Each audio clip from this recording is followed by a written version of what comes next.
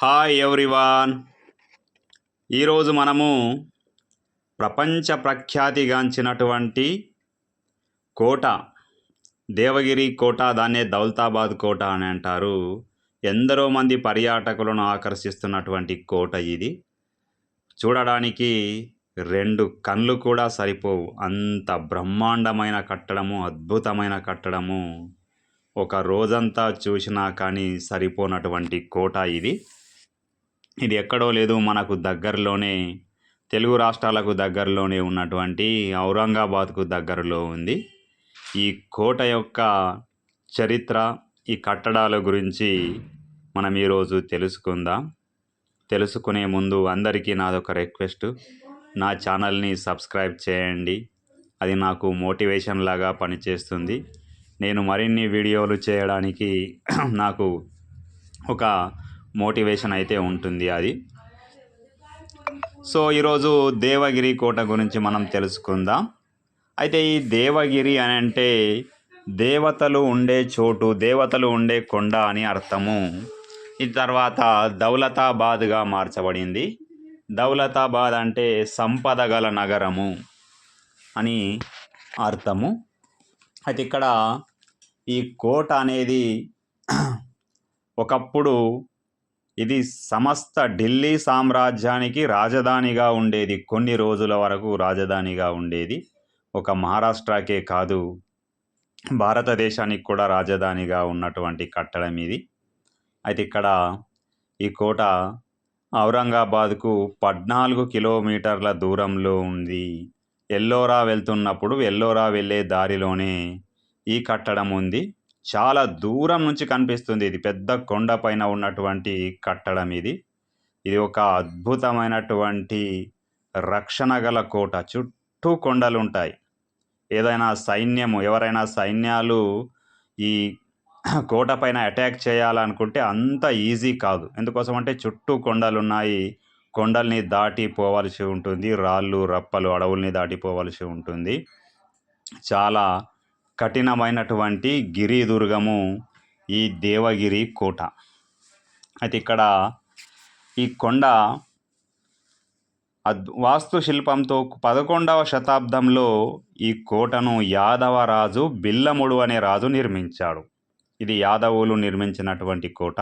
మహారాష్ట్రలో చాలా ప్రఖ్యాతి చెందిన రాజులు యాదవరాజులు. అటువంటి యాదవులలో బిల్లముడు అనే రాజు నిర్మించినటువంటి కోట. దాని తర్వాత వాళ్ళ వారసులు దీన్ని చాలా అభివృద్ధి చేశారు. అయితే ఇక్కడ రామచంద్ర దేవుడు అనే రాజు కాలంలో ఈ కోటను ఢిల్లీ సుల్తానులు అల్లావుద్దీన్ ఖిల్జీ యొక్క లీడర్షిప్లో వచ్చినటువంటి ఢిల్లీ సుల్తానులు ఈ రామచంద్ర దేవుణ్ణి ఓడించి ఈ ఖిల్లాను ఆక్రమించుకోవడం జరిగింది. అయితే ఇది అద్భుతమైన రక్షణ గల కోట. బహుళస్థాయి రక్షణ గల గోడలున్నాయి. చుట్టూ బ్రహ్మాండమైన కట్టడం, నిలువుగా ఎత్తైనటువంటి కోట ఉంది. ఎవరు కూడా, ఏ శత్రురాజులు కూడా ఈ కోట గోడలెక్కి లోపలికి వెళ్ళలేరు. అద్భుతమైన కందకాలు, అద్భుతమైన సొరంగాలు, బ్రహ్మాండమైనటువంటి నిర్మాణం ఇది. చూసి తీరవలసిందే. చెప్తే మనకు పూర్తి సంతృప్తి అయితే ఉండదు. అటువంటి కోట ఇది. ఔరంగాబాద్కు 15 కిలోమీటర్ల దూరంలో ఉంది. అయితే ఢిల్లీ సుల్తానులు కొన్ని రోజులు దీన్ని రాజధానిగా, మహమ్మద్ బిన్ తుగ్లక్ కాలంలో ఢిల్లీ నుంచి రాజధానిని దౌలతాబాద్కు మార్చాడు. అయితే ఆ మార్పిడి చేయడంలో చాలామంది సఫర్ అయ్యారు. ప్రజలు, ఆ ఢిల్లీలో ఉన్న ప్రజలంతా కూడా ఇక్కడికి రావడానికి చాలా సఫర్ అయ్యారు. ఇక్కడ సహజంగా నీటి యొక్క షార్టేజ్ ఉండడం వల్ల తిరిగి రాజధానిని ఢిల్లీకి మార్చినట్టు మనకు తెలుస్తుంది. కోట చుట్టూ అద్భుతమైనటువంటి కందకాలు నిర్మించారు. అయితే ఇక్కడ ఈ కోటలో కొన్ని నిర్మాణాలు ఉన్నాయి. చాంద్ మినార్ అనేటువంటి ఎత్తైనటువంటి మినార్ ఉంది. కుతుబ్ మినార్ లాగా ఉంటుంది. దీనిపైకి ఎక్కడానికి మెట్లు కూడా ఉన్నాయి లోపల నుంచి. ఎవరైనా శత్రువులు వస్తున్నారేమోనని చూడడానికి పైన ఎక్కి చూసేవాళ్ళు. దాని పై భాగంలో ఈ అర్ధచంద్రాకారపు నెలవంక ఉంటుంది కాబట్టి దీన్ని చాంద్ మినార్ అని పిలుస్తారు. ఇది బహుమని రాజుల కాలంలో నిర్మించబడ్డటువంటి కట్టడము ఇది చాంద్ మినార్. పైన చంద్రుడు ఉంటాడు కాబట్టి చాంద్ మినార్ అని పిలుస్తారు.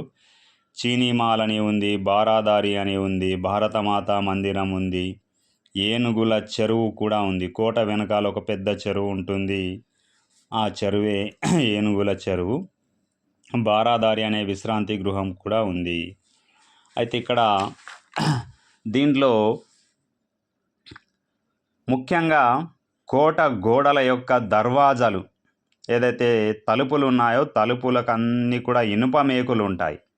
ఈ ఇనుప మేకులు ఎందుకు ఉంటాయంటే శత్రురాజులు దీనిపైన దండయాత్ర చేసినప్పుడు వాళ్ళ యొక్క ఏనుగులతోని ఈ తలుపులను తెరిపించడానికి ప్రయత్నం చేసేవాళ్ళు. ఏనుగులు తొండాలతోని కాళ్ళతోని వచ్చి తండేవి తలుపులను.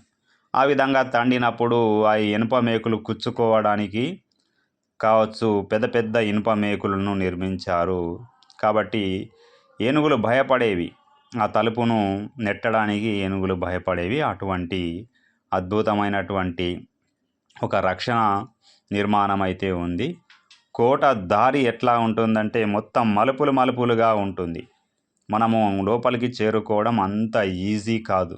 ఒక ఇంజనీరింగ్ టెక్నాలజీతోని నిర్మించినటువంటి, ఆ రోజుల్లో ఉన్నటువంటి గొప్ప ఇంజనీర్లను పిలిపించి నిర్మించినటువంటి నిర్మాణము ఈ దేవగిరి దౌలతాబాద్ కోట.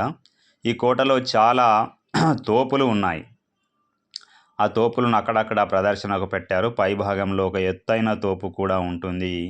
ఆ కాలంలో యుద్ధాలలో దీన్ని ఉపయోగించేవాళ్ళు. రాకెట్లలాగా ఇవి ఉపయోగపడేవి. అయితే ఈ కోటలో ఒక భారతమాత మందిరం కూడా ఉంది. దీంతో పాటుగా మహారాష్ట్రలో ప్రఖ్యాతి చెందినటువంటి ఏకనాథ్ మహారాజ్ కొన్ని రోజులు ఈ కోటలో ఉన్నాడు.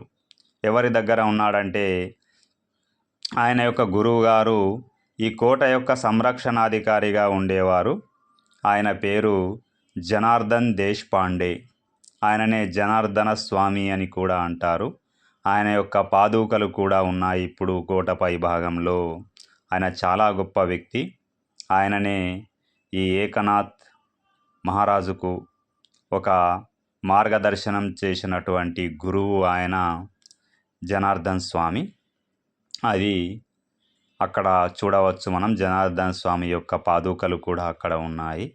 కాబట్టి అందరూ తప్పనిసరిగా చూడవలసినటువంటి కట్టడము ఈ దేవగిరి కోట. అర్ధచంద్రాకారంలో శంకు ఆకారంలో నిర్మించబడ్డటువంటి కట్టడం ఇది. ధన్యవాదాలు. చివరిగా నాది ఒక రిక్వెస్ట్, ఛానల్ని అయితే సబ్స్క్రైబ్ చేయండి. Please subscribe my YouTube channel.